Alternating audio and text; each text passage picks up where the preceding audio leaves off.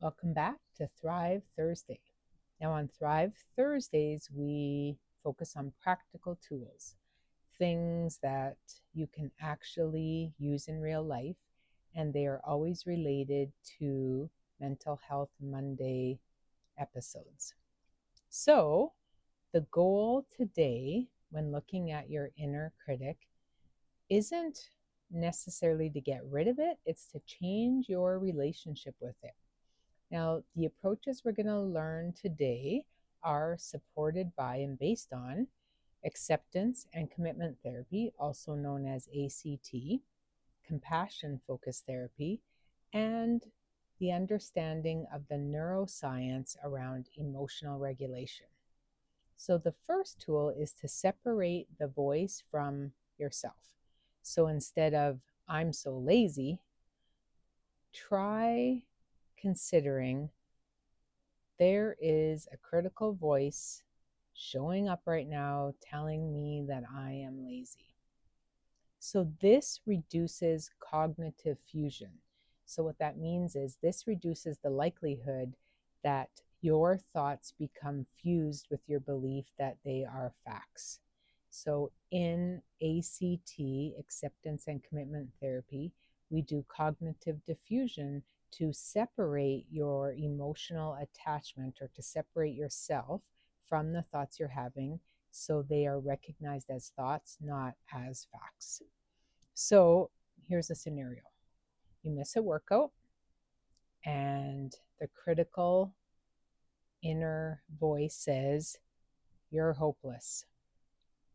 Naming it as the critic's voice, not yours, can create space for you to recognize that as an unhelpful thought before the spiral starts. Tool 2 is to identify the critic's job. Ask, what is this voice trying to prevent? Or what does it think will happen if I don't listen? And often the answer is I'll fail, or I'll disappoint someone, or I will lose connection with someone I care about.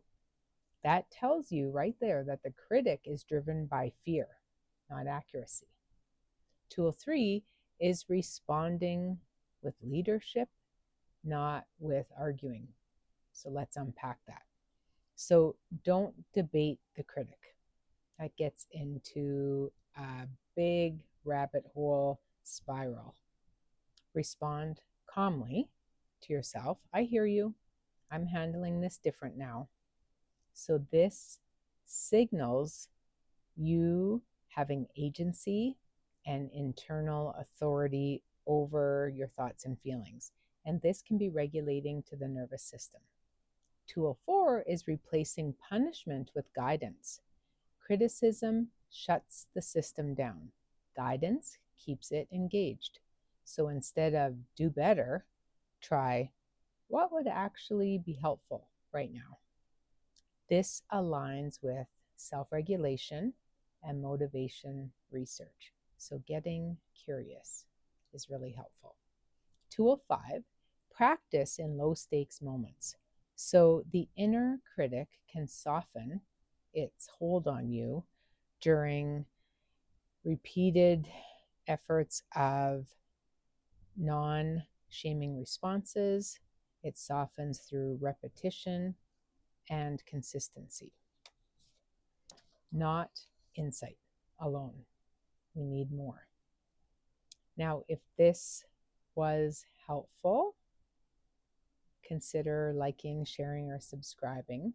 I encourage you to just pick one small little tool to see if it helps reduce the noise, reduce the intensity, reduce the impact of the inner critic that can show up for all of us at times.